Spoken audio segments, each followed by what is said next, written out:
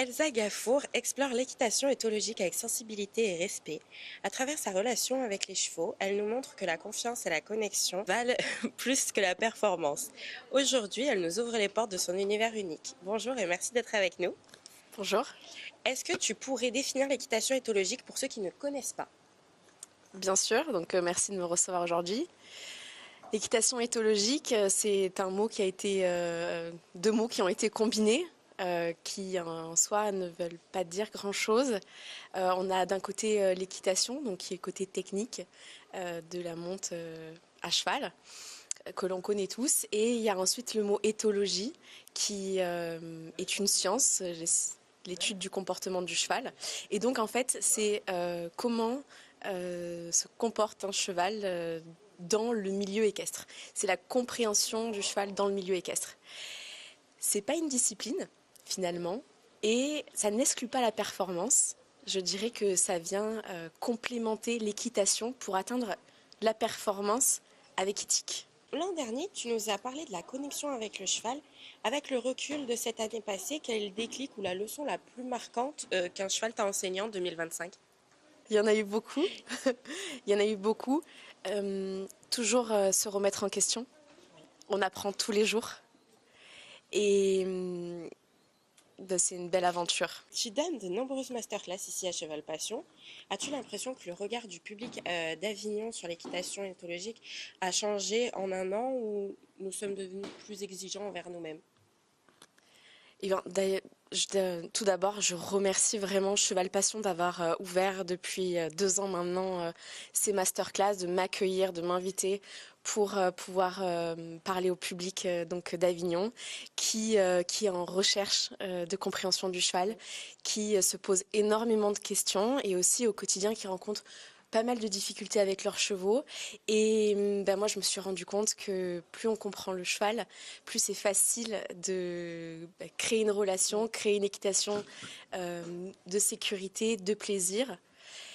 Et avec le recul, parce que c'est la question aussi, eh bien, en fait, quand je vois les artistes aux crinières d'or, que j'admire toujours et toujours autant, eh bien, plus on enlève de contraintes, finalement, plus il reste cette relation que l'on crée. Et donc, je trouve ça fantastique. En fait, j'ai l'impression de faire un lien entre, eh bien, ce qui peut se passer pour le cavalier dans son écurie avec son cheval et comment on arrive à créer une relation grande avec son cheval et pouvoir, pourquoi pas terminer sur la piste du cabaret, pourquoi pas terminer un jour sur la piste des crinières d'or. Je trouve ça vraiment chouette et c'est vraiment une belle occasion. Quelle est l'erreur de communication la plus fréquente que tu as observée cette année lors des stages que tu donnes?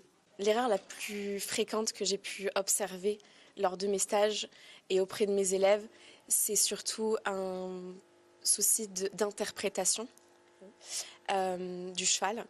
Et quand on interprète mal, on agit mal derrière, enfin en tout cas pas comme il le faut pour aider le cheval à comprendre la situation et l'améliorer. Donc je dirais que c'est celle-ci la plus fréquente et ça rejoint aujourd'hui ce que j'enseigne et ce que je transmets et j'essaye de transmettre un maximum. C'est il existe beaucoup de vérités, mais à chaque fois je me réfère à une chose, c'est la science, donc l'éthologie, qui me permet de toujours me rappeler, ok, c'est un cheval, comment il apprend, comment il comprend, comment il voit le monde, lui, et pas nous. Et ça permet de mieux agir, d'interpréter des situations en fonction d'un équidé et pas d'un être humain. Et en général, eh bien, quand on interprète la situation plus justement, en tout cas on fait au maximum, eh bien tout se passe bien. Est-ce que notre culture équestre provençale très marquée par les traditions est un terrain facile pour l'éthologie? La difficulté, ce ne sont pas les traditions. Je trouve que les traditions sont très belles. Je pense que la vraie difficulté, c'est l'incompréhension de ce que du terme éthologie. Je pense que la vraie difficulté, c'est l'équitation éthologique. C'est pas quelque chose qui est vraiment compris. Aujourd'hui aussi, on y trouve beaucoup de choses qui ne sont pas encore très alignées. Donc, finalement, la plus grande difficulté pour moi, c'est de sortir de cette case d'équitation éthologique, peut-être, qui est à la base primordial pour s'insérer, pour faire une entrée en matière, mais qui ensuite peut être limitante. Donc les traditions n'empêchent en rien et elles évoluent depuis des années, donc elles vont continuer, je le pense. À nous d'avoir un bon discernement et de se poser les bonnes questions. Merci. Cheval Passion est une fourmilière. Quel est ton moment préféré où tu te dis c'est pour ça que je reviens à Avignon chaque année? C'est une super question. Franchement, je suis tellement heureuse d'être là. Je crois qu'il y a l'avant, la préparation. Moi, quand on s'est préparé avec les élèves, qu'on s'est rejoint, qu'on a imaginé déjà, d'abord aussi avec Fabien Gall, cette masterclass. On s'est rejoint avec les élèves, on s'est entraîné, on a fait connaissance avec les chevaux qui ne se connaissaient pas. Je pense que c'est l'avant, c'est le jour où on arrive. Et ensuite, c'est tous les jours, les rencontres, les gens. Oui. Cheval Passion, c'est 40 ans d'histoire. Chaque édition est différente. Franchement, moi, je vis chaque instant que ça dure. En parlant de rencontres, est-ce que tu peux nous dire où on peut te retrouver sur Cheval Passion? Bien sûr, on peut me retrouver donc tous les jours dans le hall H, où j'anime donc ces masterclass d'équitation éthologique.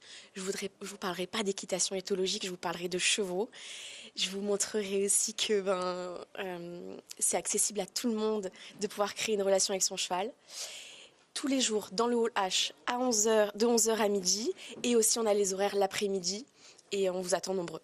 Très bien, merci beaucoup d'avoir été avec nous. Merci beaucoup à toi. Merci.